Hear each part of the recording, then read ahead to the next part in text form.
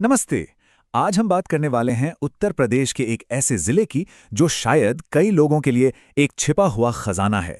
जी हां, आज हम जानेंगे अंबेडकर नगर की कुछ अनोखी कहानियां। जरा सोचिए, क्या कोई ऐसी जगह हो सकती है जहां इतिहास और आस्था दोनों एक साथ नदियों के किनारे बहते हों, जहां हर मोड़ पर कोई कहानी हो, कोई विश्वास हो? तो भाई इस सवाल का जवाब है अंबेडकर नगर।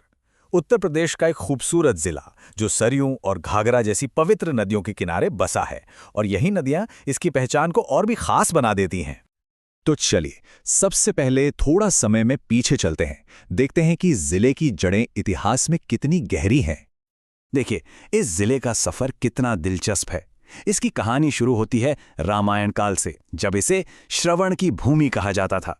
फिर आता है साल 1566, जब मुगल सम्राट अकबर ने यहां अकबरपुर शहर की नींव रखी, और फिर आधुनिक समय में 29 सितंबर 1995 को इसे अंबेडकर नगर जिले के तौर पर अपनी पहचान मिली। ये बात सच में सोचने वाली है कि 16वीं सदी तक ये पूरा इलाका सिर्फ एक घना जंगल हुआ करता था, और फिर यहाँ सम्राट अकबर आए।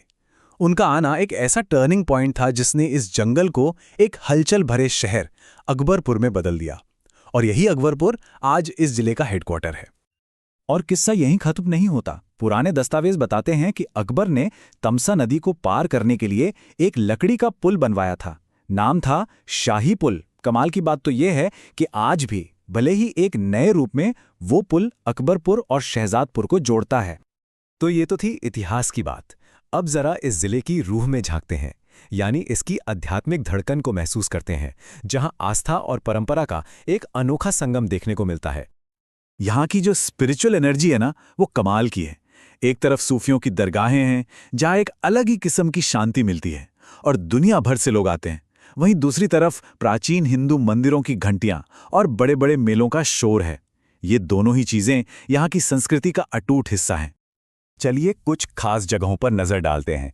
सबसे पहले अशरफपुर किचौछा दरगाह, ये एक इंटरनेशनल पिलग्रिमेज साइट है। फिर आता है शिव बाबा मंदिर, एक अनोखी जगह जहां मन्नतें पूरी होने पर लोग घंटियां चढ़ाते हैं।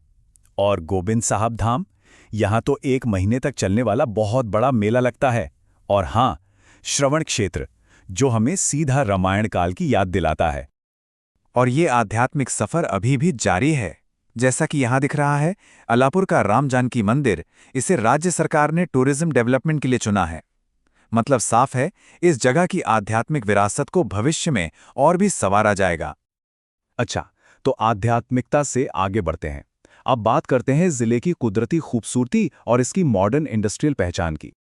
कुदरत ने भी इस जगह पर अपनी खूब मेहरबानी की है। घाघरा, सरयू और टोन्स जैसी नदियां, जिनके किनारे बने घाटों पर एक अलग ही सुकून है। यहाँ कई झीलें और पार्क भी हैं जो आराम करने के लिए परफेक्ट हैं।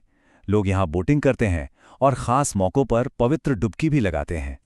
तो एक तरफ है ये कुदरती खूबसूरती और दूसरी तरफ है मॉडर्न डेवलपमेंट का एक बड़ा सिंबल, एनटीपीसी टांडा। ये पावर प्लांट ना सिर्फ इस जिले के लिए बल्कि पूरे उत्तर प्रदेश के लिए बहुत ज़रूरी है। ये राज्य की बिजली की ज़रूरतों को पूरा करने में एक बड़ा रोल प्ले करता है। तो इतनी सारी बातें जानने के बाद क्या यहाँ घूमने का मन बन रहा है? अगर हाँ, तो चलिए फटाफट देख लेते हैं कि यहाँ की ट्रिप कैसे प्लान की जा सकती है। सबसे पहली बात, सही समय। यहाँ आने का सबसे बढ़िया टाइम है फरवरी का महीना। मौसम एकदम अच्छा रहता है, टेम्परेचर भी लगभग 26 डिग्री सेल्सियस के आसपास, घूमने के लिए परफेक्ट। और पहुंचने की भी कोई चिंता नहीं है। यहाँ पहुंचना काफ़ी आसान है। देखिए, नई दिल्ली हो, लखनऊ हो या अयोध्या, सब जगह से रोड और ट्रेन की अच्छी कनेक्टिविटी है। और अगर फ्लाइट से आना है तो वाराणसी और लखनऊ एयरपोर्ट सबसे पास पड़ते हैं। रहने के लिए भी यहाँ हर बजट के हिसाब से ऑप्शन है, जैसे होटल साई प्लाजा, जो स्टेशन के बिल्कुल पास है। और अगर थोड़ी और सहूलियत चाहिए तो होटल गोमती इन जैसा ऑप्शन भी है, जहां स्विमिंग पूल भी मिल जाएगा। तो सवाल आखिर में यही है कि अंबेडकर नगर जाकर सबसे पहले कौन सी कहानी को एक्सप्लोर किया जाए? क्या वो प्राचीन कथाएं होंगी, या वो आध्यात्मिक सुकून होगा, या फिर उन शांत नदी के किनारों की सैर? खैर, ये फैसला तो जाने वालों का ही होगा।